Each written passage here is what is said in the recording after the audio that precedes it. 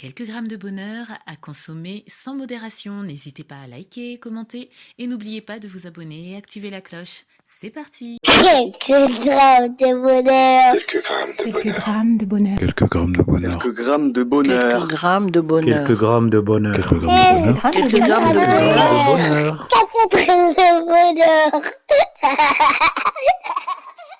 Bonjour ou bonsoir, quelle que soit l'heure, bienvenue à tous. Aujourd'hui, nous sommes avec Annie, 48 ans, qui est secrétaire commerciale et qui vit à Saint-Ouen-sur-Seine. Bonsoir Annie. Bonsoir, Comment vas-tu? je vais bien, merci. Tu vis à Saint-Ouen-sur-Seine. Alors déjà, je ne savais pas que ça s'appelait Saint-Ouen-sur-Seine. Et ensuite, comment s'appellent les habitants de cette ville? Alors, Saint-Ouen-sur-Seine, ça fait pas très longtemps qu'on a rajouté le sur-Seine. Je pense que c'est pour se différencier de Saint-Ouen-l'Aumône. D'accord.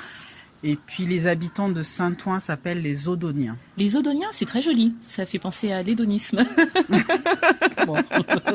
Je sais pas s'il y en a beaucoup sur Saint-Ouen, mais pourquoi pas. Alors pour ceux qui ne savent pas ce qu'est l'hédonisme, allez voir dans le dictionnaire. Tu es secrétaire commerciale dans quel domaine? Dans la philatélie. La philatélie. Alors pour ceux, pareil, qui ne connaissent pas ce domaine d'activité, qu'est-ce donc? Les collectionneurs de timbres. Waouh. Voilà. Donc si tu es secrétaire commerciale dans ce domaine, c'est qu'il y a des acheteurs, je suppose. Ah oui, il y a beaucoup d'acheteurs, des timbrés, comme on dit. Et est-ce que le bonheur que tu veux nous partager a un rapport avec tous ces timbrés? Pas du tout. Pas du tout. Je vais vous partager la naissance de mon fils. Tu as un fils, hein?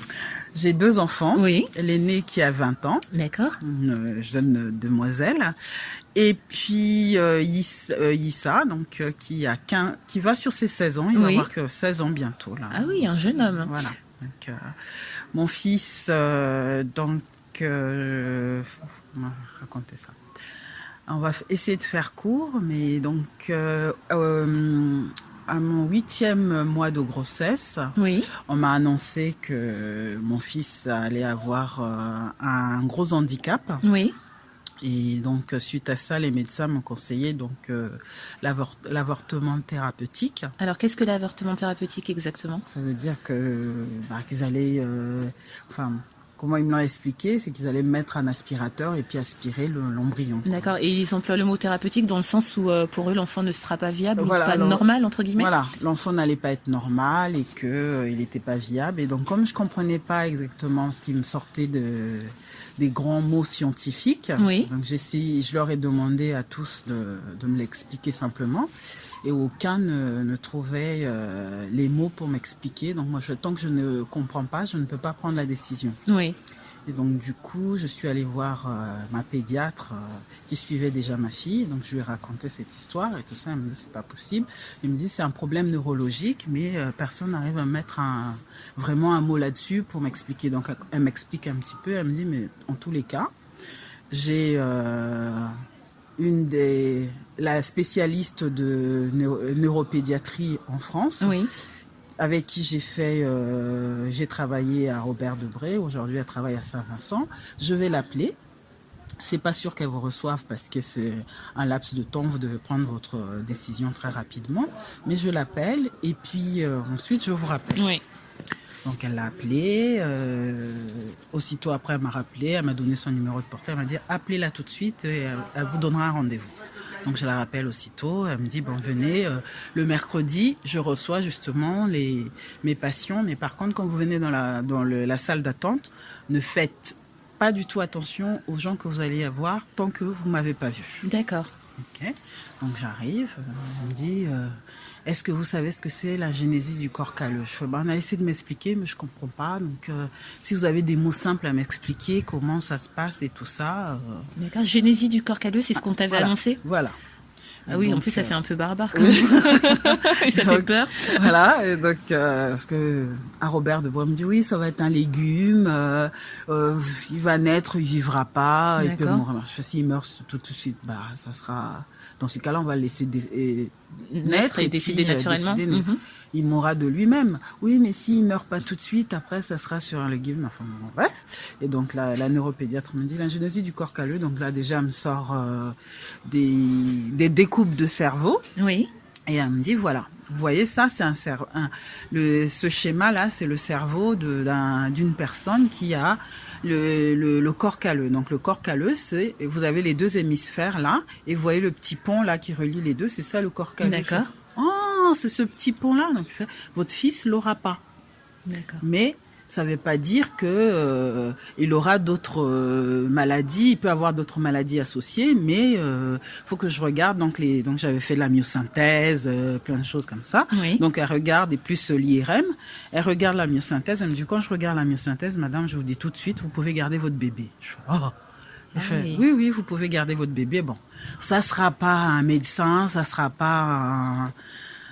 Mais bon, il est vivant, il sera vivant, et puis en le stimulant, de toute façon, vous pourrez en faire quelque chose. Et donc, du coup...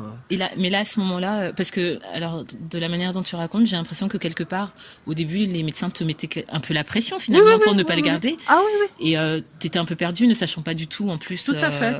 Voilà, ce que cela allait entraîner, ce que cela signifiait. Et là, à ce moment-là, maintenant, quand tu as ces éléments, toi, tu te sens comment? Je suis soulagée. D'accord. C'est ce que j'attendais. De toute façon, dans ma famille, il n'y a pas de médecin, il n'y a pas d'ingénieur, donc c'est pas grave. Oui. Je garde mon bébé. Et donc du coup, en sortant de là, j'étais contente, j'ai gardé mon bébé. Et quand je le vois aujourd'hui grandir, je suis vraiment, vraiment très, très contente de ma décision parce que il a beaucoup d'humour, il est, voilà. Ah, c'est génial ça. Et il est né, tout s'est bien passé le jour de l'accouchement. Ah, le jour de l'accouchement, c'était une autre histoire. Ça sera une autre émission. Voilà, une autre émission. C'était assez folklorique, mais ça vaut aussi le détour. Oui, et donc aujourd'hui, Issa, tu as dit, il va bien. Il grandit bien, il grandit bien, il veut être cuisinier, donc voilà, il est en train d'apprendre, tranquille, il joue aux jeux vidéo, il me fait plein de blagues.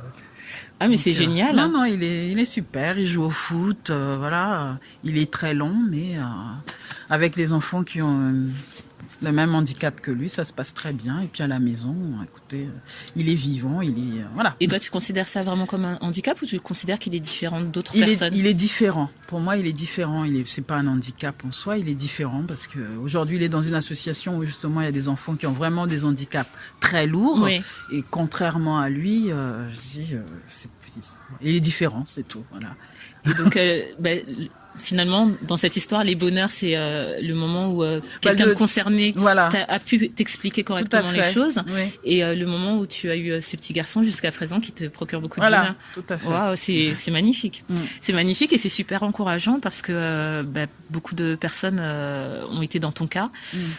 Beaucoup de personnes ont pris l'autre décision, ce qu'on ne condamne pas, parce que bien sûr c'est propre à chacun, mais ça peut encourager des gens qui ne savent pas trop, des personnes, des mères et même des pères qui ne savent pas trop où ils en sont avec cette situation, et d'avoir un recul sur quelqu'un qui a grandi, qui a fait grandir un enfant, que voilà, ça peut être des grands moments de bonheur. Waouh, merci. Très bien. Merci Annie. De rien. Merci beaucoup et puis prends soin d'Issa, de sa grande sœur. Et de toute ta famille, prends soin de tous ces timbrés sympathiques finalement puisqu'ils te font vivre. Oui, ils me font vivre. Il y en a quand même des rigolos aussi. Bon tant mieux. Et puis j'ai des belles relations avec certaines. Puis merci aussi pour cette histoire parce que ça nous montre aussi le professionnalisme et l'investissement de certaines personnes du corps médical. Et ça nous montre aussi parallèlement la froideur qui peut être et pour se protéger d'autres et la distance qu'ils peuvent avoir. Mais en tout cas, ça donne à réfléchir.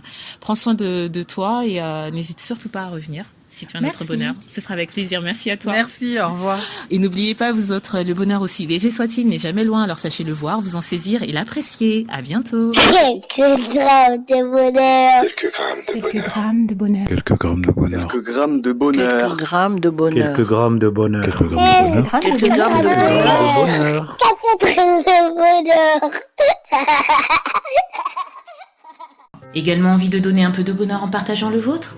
N'hésitez pas à prendre un rendez-vous téléphonique avec moi pour une interview sur le lien suivant que vous trouverez également en barre d'infos. À très vite et n'oubliez pas de vous abonner. Merci.